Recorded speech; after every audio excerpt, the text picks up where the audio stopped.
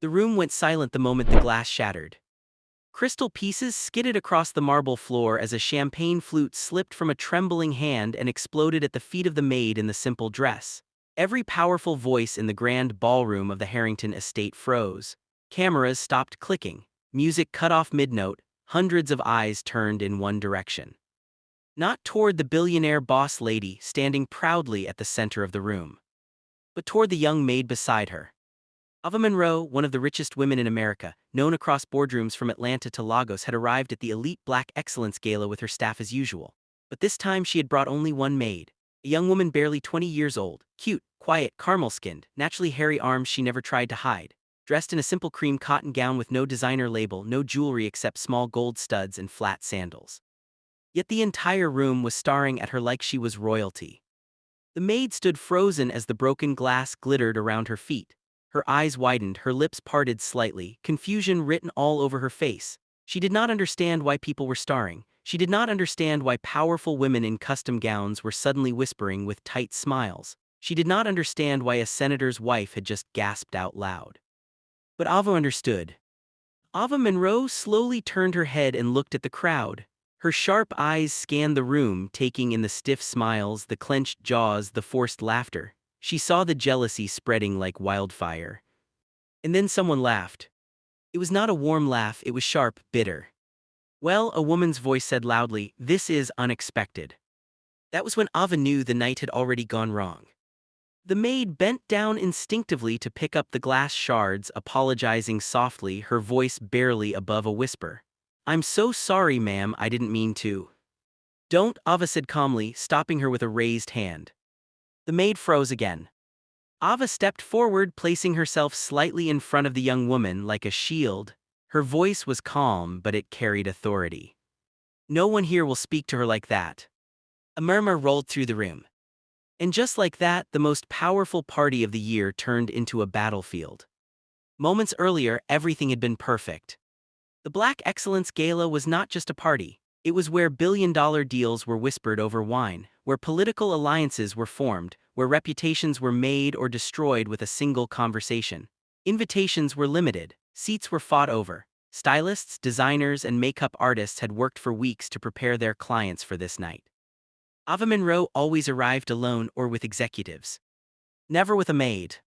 When her sleek black car pulled up to the estate entrance earlier that evening, the valet had opened the door with a confident smile, expecting Ava to step out alone.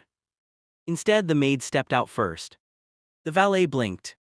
She adjusted her simple dress, smoothed her natural hair into a low bun, and waited politely by the door. Then Ava stepped out behind her, tall, elegant, dressed in a silver gown that shimmered under the lights. People noticed immediately. Whispers began before they even reached the red carpet. "Who is that? Is that her assistant?" "No, that's not an assistant. Why would she bring a maid here?" Cameras flashed anyway. Inside the ballroom, the contrast became even louder. Diamonds sparkled everywhere. Dresses clung tightly, designed to shout wealth and status. Laughter rang out loud and practiced.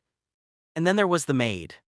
She moved quietly beside Ava, carrying nothing, touching nothing. Her beauty was soft, natural, effortless. Her skin glowed without makeup. Her simplicity stood out like a bright light in a room full of noise. People stared without meaning to. Men paused mid-sentence. Women frowned, then smiled, then frowned again. It made no sense. How could someone wearing nothing special steal attention from women who spent tens of thousands on their looks? Ava felt it immediately. She had not brought the maid to show her off. That was never the plan. Earlier that day, in her Atlanta mansion, Ava had been preparing for the gala when she noticed the maid standing quietly by the window, watching the rain fall. Her name was Nia Carter. Nia had been working in Ava's house for only 6 months. She was respectful, hardworking, and kept to herself. She had a shy smile and never complained, even when others treated her like she was invisible. Ava had stopped and looked at her. "You've never been to a place like this before, have you?" Ava asked casually. Nia shook her head. "No, ma'am." Ava studied her for a moment, then said something that surprised even herself. "Get dressed, you're coming with me." Nia thought it was a joke. It was not. Now, standing in the ballroom, Nia felt every stare like heat on her skin. She tried to shrink, tried to disappear, but it was impossible. People kept looking, some smiled politely, others looked annoyed, a few looked angry. And then the whispers turned into comments. She's doing this on purpose. Is this some kind of statement? Does she think she's better than us? A woman in a red designer gown stepped closer, her smile tight. Ava, she said sweetly, your maid is very noticeable tonight. Ava smiled back, thank you. The woman's smile faltered.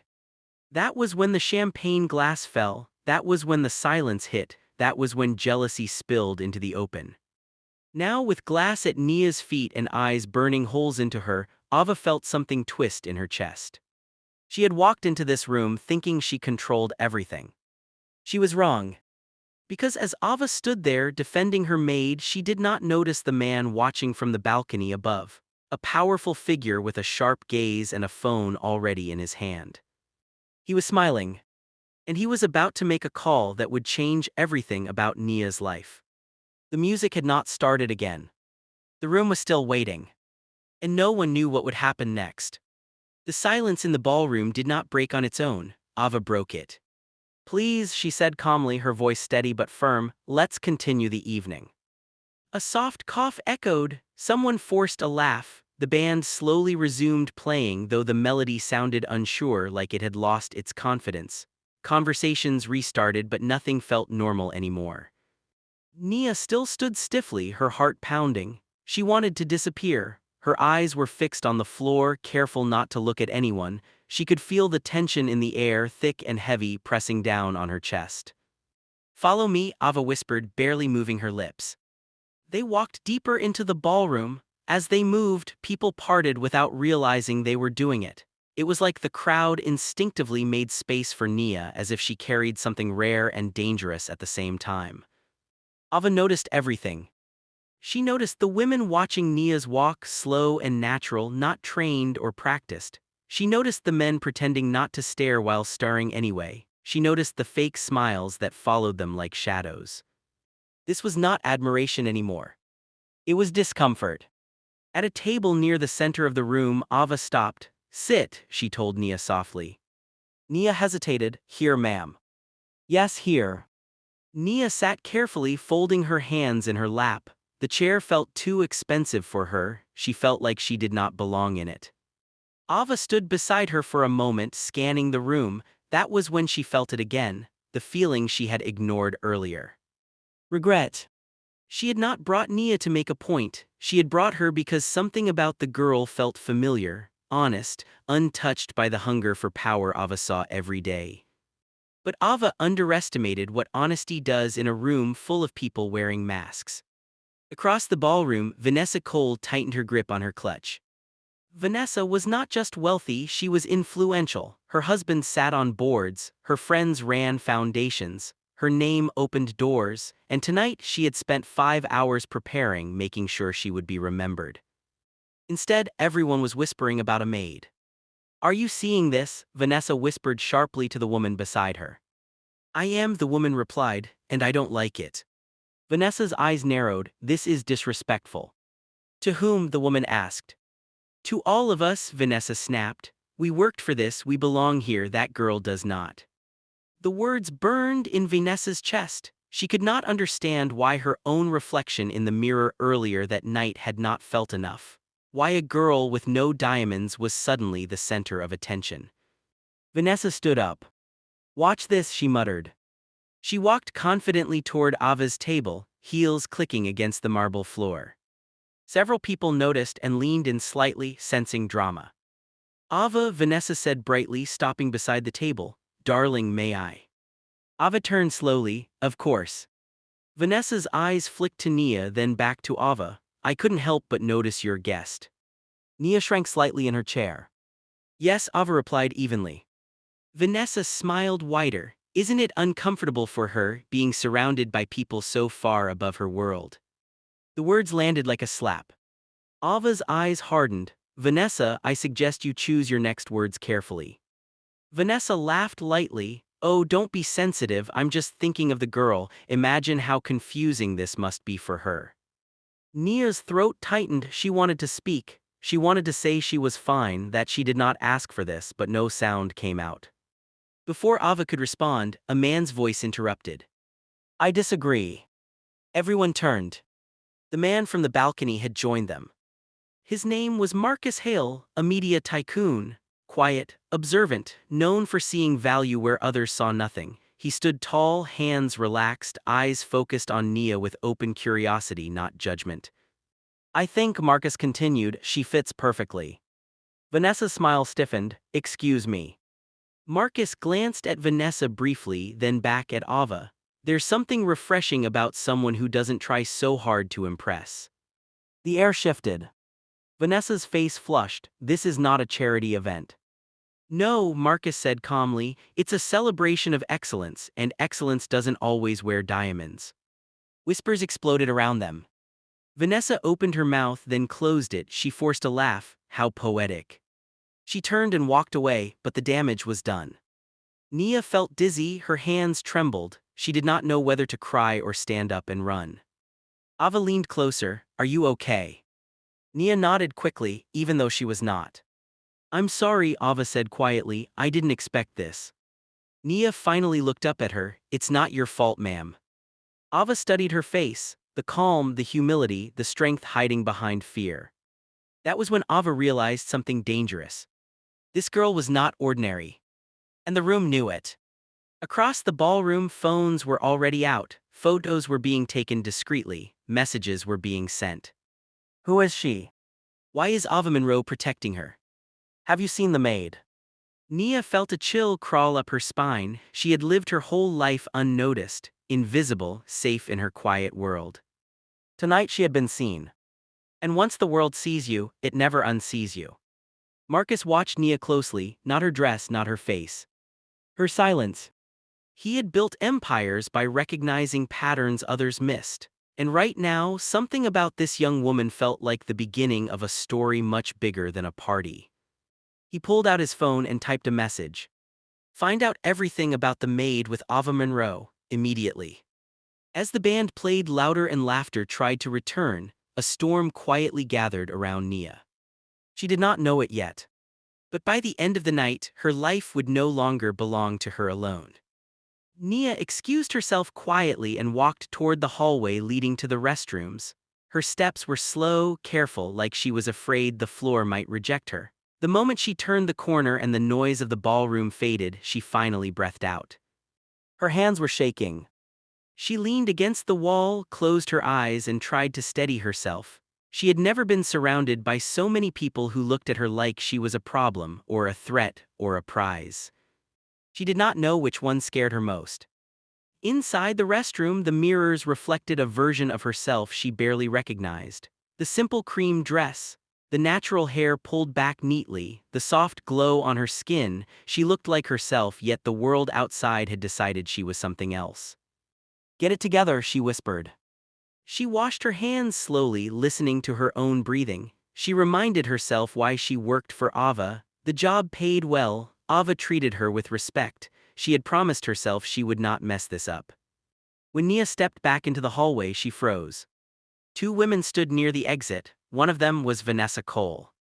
The other was a woman Nia had never seen before, tall and sharply dressed, her smile thin and cold. Vanessa's eyes locked onto Nia immediately.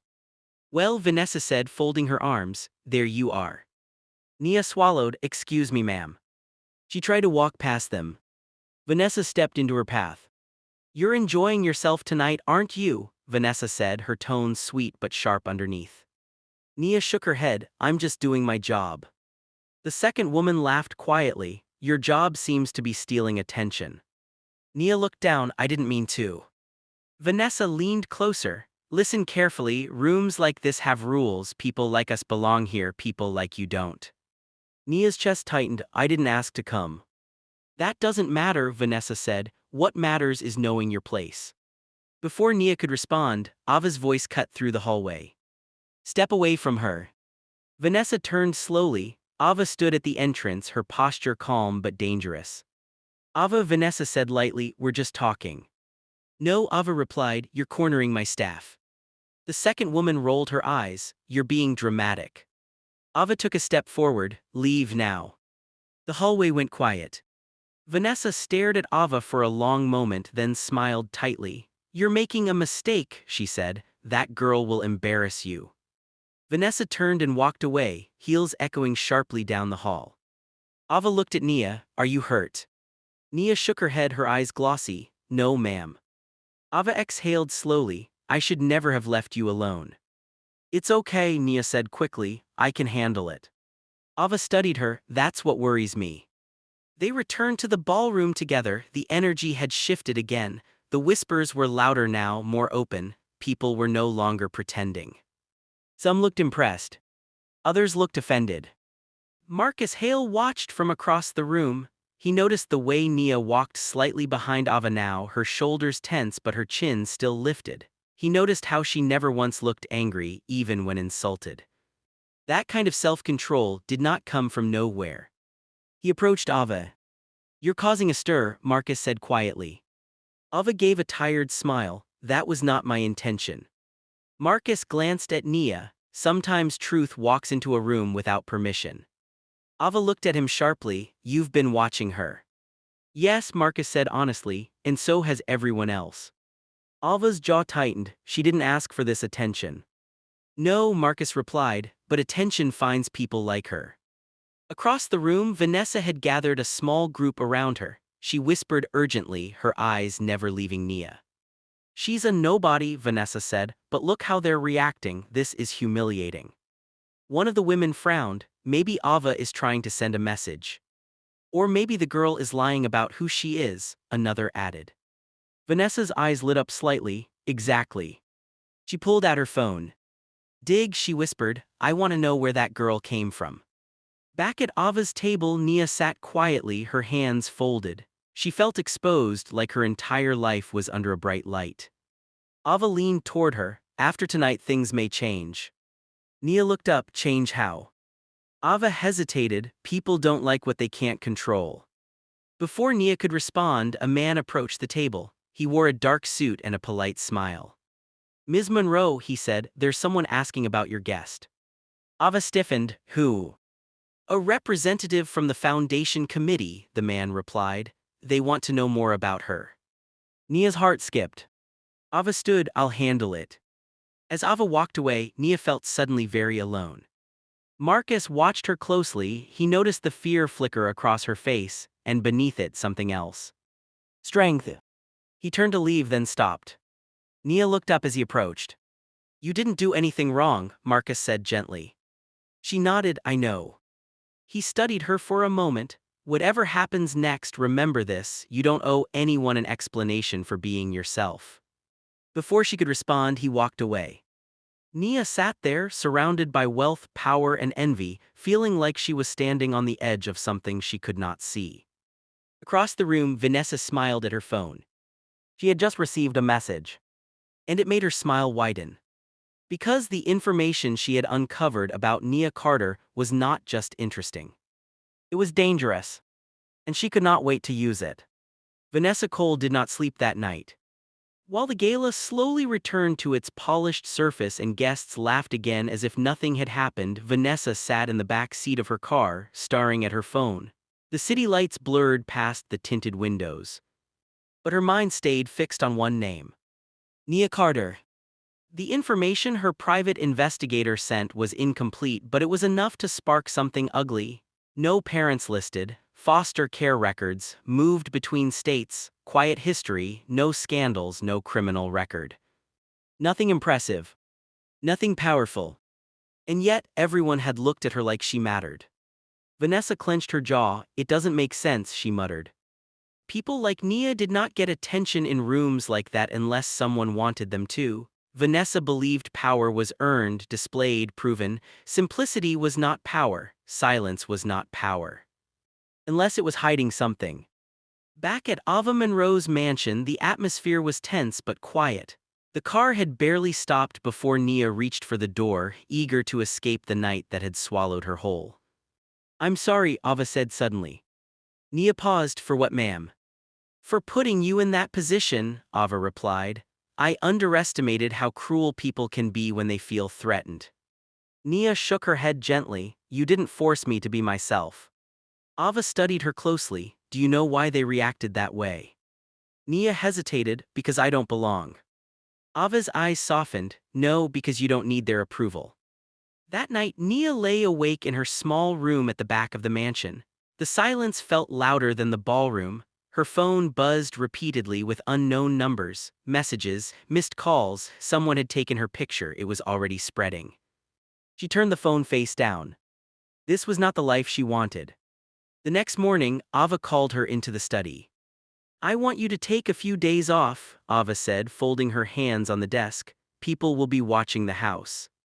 Nia's stomach dropped. Did I do something wrong? No, Ava replied firmly. You did something right and that scares them. Ava leaned back. There's something you should know. I didn't bring you to the gala by accident. Nia's heart skipped. What do you mean? Ava took a slow breath. I've spent my life around people who shout their importance. You never do. That kind of quiet strength is rare. Nia did not know what to say. Ava continued, but attention brings danger. And until I know exactly who is pulling strings behind the scenes, I want you protected. Protected. The word felt heavy. Meanwhile, Marcus Hale sat in his office overlooking the city, reviewing the same report Vanessa had seen. But where Vanessa saw weakness, Marcus saw survival. Foster care, he murmured. No sponsors, no mentors, still standing. He tapped his desk thoughtfully. Interesting. Marcus had learned long ago that the world often overlooked its most valuable people, and when it didn't, it tried to crush them. He made another call. Keep watching, he said, and let me know if anyone moves against her. At the same time, Vanessa made her move.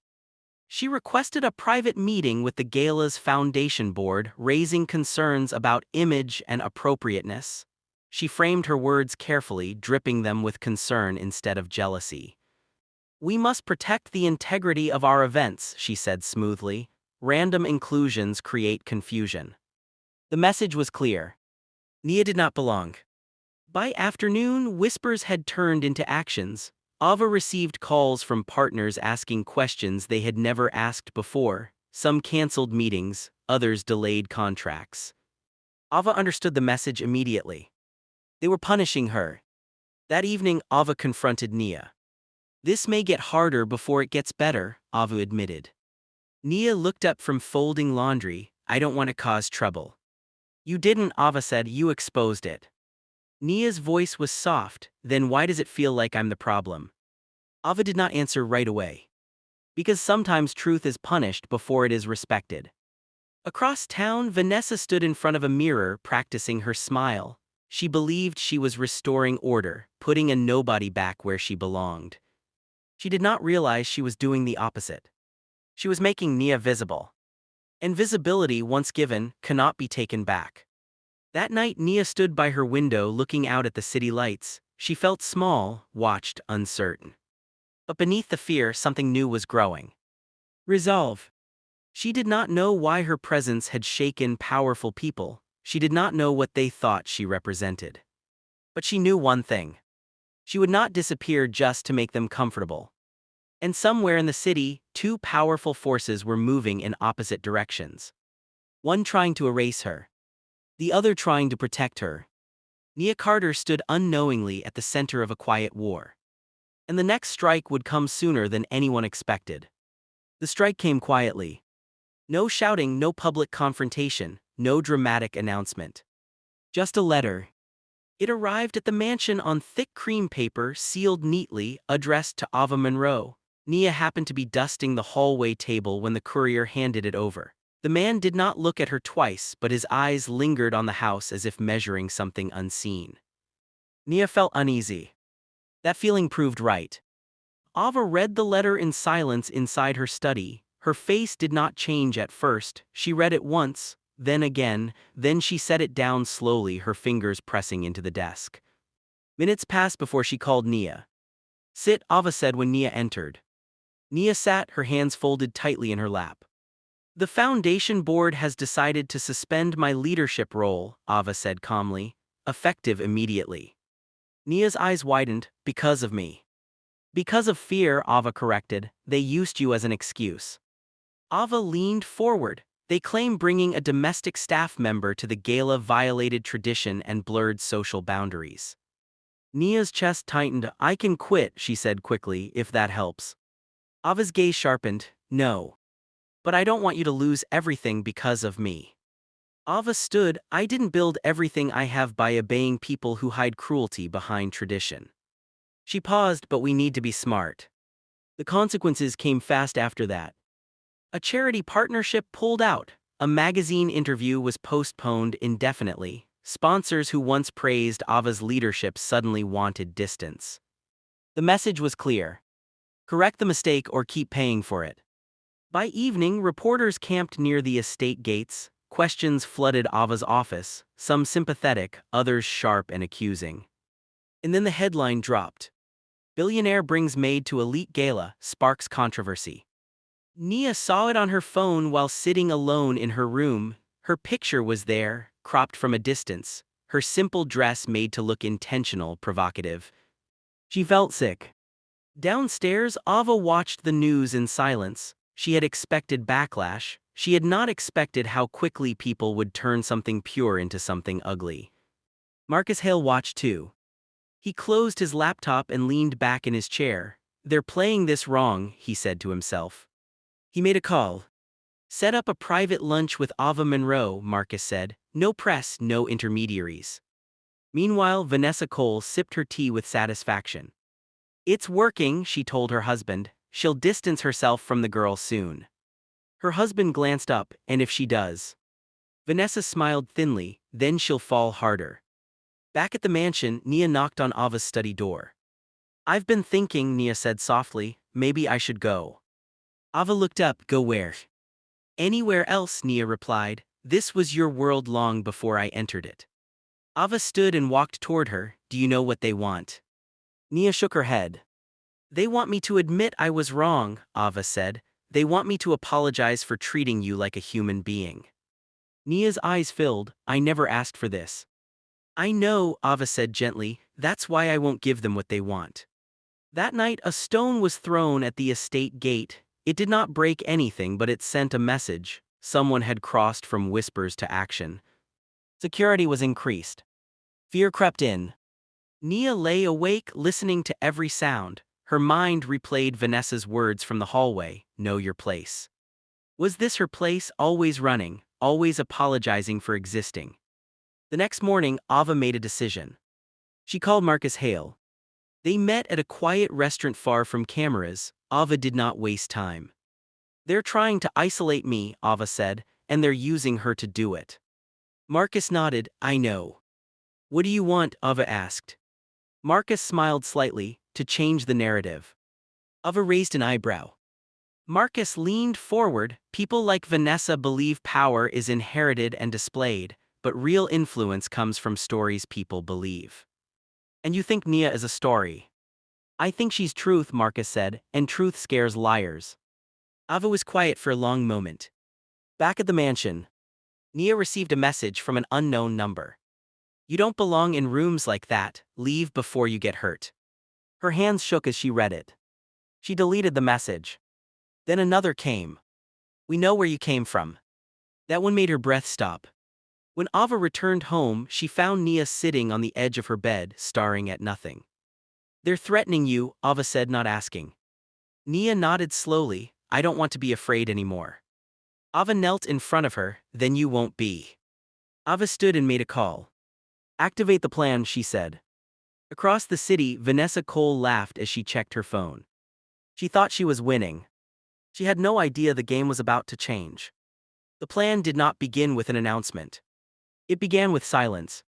For 3 days, Ava Monroe disappeared from public view. No interviews, no statements, no social media posts. The reporters outside the estate gates grew restless. Speculation filled the gap. Some said Ava was backing down. Others said she was negotiating quietly, trying to save her empire. A few whispered that the maid had already been sent away. Vanessa Cole believed the silence meant victory. "She's folding," Vanessa told her circle confidently. "They always do." But inside Ava's mansion, the atmosphere was anything but defeated. Security had doubled, phones were monitored, Marcus Hale's team moved quietly in and out, gathering information, checking timelines, tracing leaks. Ava worked late into the night, calm, focused, strategic. Nia watched all of it from the edges. She felt like the center of a storm she did not understand. She wanted to help, but she did not know how. Every time she offered to leave, Ava shut the idea down without discussion. One evening, Ava finally called Nia into the study.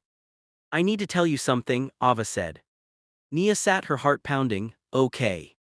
Ava folded her hands. "You were not chosen randomly." Nia frowned. "I thought you said." "I said I didn't bring you to the gala to make a statement," Ava clarified. "That's still true, but I noticed you long before that night." Nia stayed silent. "I noticed how you listen," Ava continued. "How you observe people, how you never rush to defend yourself, but you also never lie about who you are." Nia swallowed. "That's just how I was raised." Ava nodded slowly. "You grew up without protection, that forces people to grow certain muscles." Nia felt exposed. "Why are you telling me this now?" "Because what happens next will be public," Ava said, "and I need you to understand something." She leaned forward. "This is not about a party anymore. This is about who gets to be seen as worthy." Nia's hands trembled. "I don't want to be a symbol." Ava's voice softened. "I know, but sometimes symbols choose people, not the other way around." The next morning, Marcus Hale made the first visible move. A quiet press invite went out to a small but influential group of journalists, community leaders, and business figures. No flashy headlines, just a simple line. "Private conversation on leadership, dignity, and the future of influence." Vanessa received the invite and scoffed. "She's trying to rebrand," she said, desperate. But she accepted. The event was held at a modest cultural center, not a luxury hotel. Cameras were limited, seating was simple, no red carpet, no designer backdrops. And when Ava Monroe walked in, she was not alone. Nia walked beside her. This time, Nia wore the same kind of simple dress. No makeover, no transformation, no attempt to impress. The room reacted immediately. Whispers rose, heads turned, some people smiled, others stiffened. Ava took the stage calmly. "I was punished for bringing my maid to a party," Ava began, "not because I broke a rule but because I broke an illusion." The room went quiet. "We claim to celebrate excellence," Ava continued, "but we panic when excellence doesn't look familiar." She gestured toward Nia. This young woman did nothing except exist honestly, and for that she was threatened, investigated, and blamed. A ripple moved through the audience. Vanessa crossed her arms tightly. Ava went on, "We've built rooms where power feels comfortable only when it recognizes itself in the mirror." She paused. "That ends today." Then she did something no one expected. She invited Nia to speak. Nia froze. Her heart raced. She had not prepared for this. Her palms were damp. She looked at Ava, panic flashing in her eyes. Ava nodded gently. Nia stood slowly and walked to the microphone. The room leaned in, waiting for something dramatic. But Nia did not shout. She did not accuse. She did not cry. "I don't know the rules of rooms like this," Nia said softly. "I never studied power, I studied survival." Her voice steadied as she continued. "I didn't come to steal attention, I came to work. I didn't wear simplicity to make a point, it's just who I am." People shifted uncomfortably. "I was told I didn't belong," Nia said, but no one could explain why. Silence filled the room. "I think that scared people." When she stepped away from the microphone, the room did not erupt into applause. It sat in the truth. Across the aisle, Vanessa's face had gone pale. Marcus watched closely. This was not a speech. It was a mirror. By the end of the event, clips were already spreading online, not edited, not sensationalized, just raw. A billionaire standing firm. A maid speaking without anger. A system exposed without shouting. Vanessa realized too late that attacking had given the story oxygen. Now people were asking questions. Who decides who belongs? Why did simplicity feel threatening? Why was a young maid more composed than powerful elites? Back at the mansion that night, Nia sat quietly, exhausted. "I didn't plan any of that," she said. Ava smiled faintly. "That's why it worked." Nia looked down. "What happens now?" Ava did not answer immediately, because she knew what was coming next. Power never retreats quietly. And Vanessa Cole was not done yet. The backlash did not explode. It sharpened. Within 48 hours of the Cultural Center event, the tone online shifted from gossip to investigation. People were no longer arguing about whether Ava Monroe had crossed a line. They were asking why the line existed in the first place. Old clips resurfaced. Panels where Vanessa Cole spoke about standards, fundraisers where staff were invisible unless serving drinks, articles praising exclusivity as excellence. Patterns emerged. Vanessa felt it before she saw it. Her phone stopped ringing. Invitations slowed. A scheduled interview was postponed, then quietly canceled. A foundation she chaired requested a temporary step back until public attention cooled. She slammed her phone down. This is ridiculous. Her husband looked at her carefully. Public opinion is shifting. It's a phase, Vanessa snapped. They'll get tired of this girl. But even as she said it, doubt crept in. Because Nia Carter was not behaving the way scandals usually behaved. She was not giving interviews. She was not posting statements. She was not trying to build a brand. She returned to work. At the mansion, Nia folded laundry, prepared meals, watered plants. The same quiet rhythm, the same humility, the same refusal to perform. And that unsettled people more than any speech. Ava watched her closely. You could leave, Ava said one afternoon. People would understand. Nia shook her head. Running would make them right. Ava smiled faintly. You're learning faster than most. Meanwhile, Marcus Hale made his move. He released a long-form piece through one of his platforms, not about Nia directly, about power, access, invisible labor who benefits when dignity is conditional. He never mentioned Vanessa by name. But everyone knew. Board members started distancing themselves from her quietly, one by one, polite statements, careful wording. Vanessa felt the ground shift beneath her feet. So she did what people like her always did when losing control. She escalated. A private file surfaced online late one night.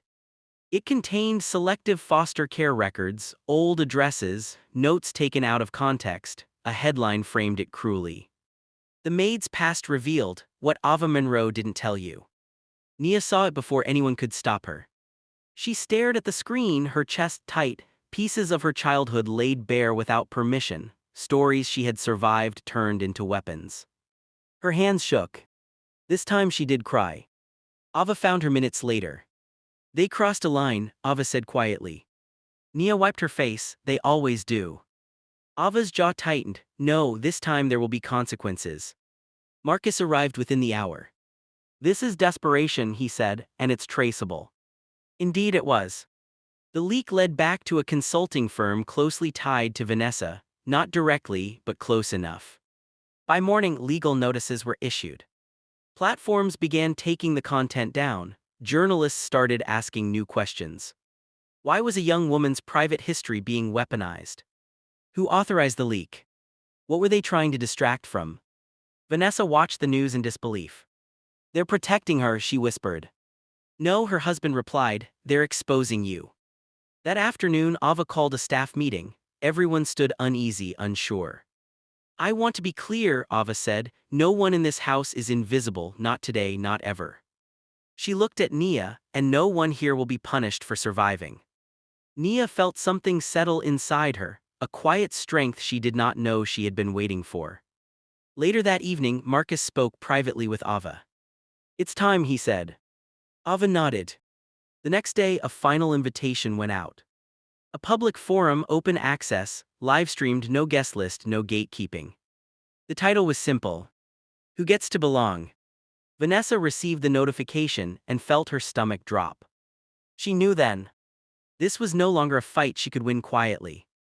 The forum filled fast, people from different worlds tuned in. Workers, students, executives, elders, young girls watching from bedrooms wondering if they were allowed to take up space. Ava took the stage. She spoke calmly, clearly, without rage. This story began at a party, Ava said, but it ends with a question. She turned slightly toward Nia, who sat in the front row. Who decides the value of a human being? The chat exploded. Comments poured in, stories, confessions, memories of being told they did not belong. Nia listened stunned. She had not asked for this responsibility, but she was carrying it anyway. Vanessa watched from her living room, surrounded by silence. Her name trended, not with praise, with scrutiny. By nightfall, her foundation announced her resignation. A short statement, mutual agreement, best interests. Vanessa stared at the screen long after it ended. She had lost. Not to a billionaire, but to a maid who refused to become bitter. At the mansion, Nia stood by the window again, city lights stretching endlessly before her. I never wanted to change anything, she said softly. Ava stood beside her, that's why you did. Nia turned, what happens after this? Ava looked thoughtful, tomorrow you wake up, you choose who you are, the rest will follow. Nia nodded slowly. Outside, the world buzzed with reaction, debate, emotion. But inside, for the first time since the gala, Nia felt calm. Because she finally understood something powerful. Belonging was not something given by rooms full of important people.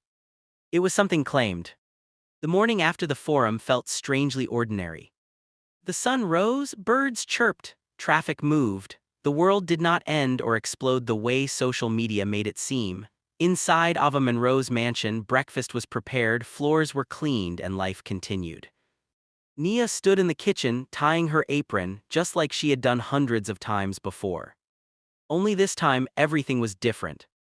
Her phone buzzed non-stop on the counter, messages from strangers, support, gratitude, stories that sounded like her own, people telling her she gave them courage without even knowing it. She turned the phone face down. Ava watched her quietly. You don't have to work today, Ava said. Nia shook her head, I want to.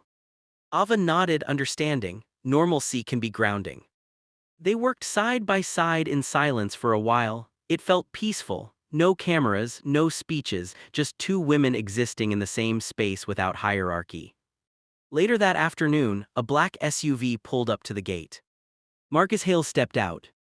I came to check on you, he said to Nia. She smiled politely, I'm okay. He studied her face, most people don't look okay after the world stares at them. I realized something, Nia said softly, the world was already starring, I just didn't know. Marcus smiled, that's wisdom most people never reach. He turned to Ava, the board reinstated your position unanimously.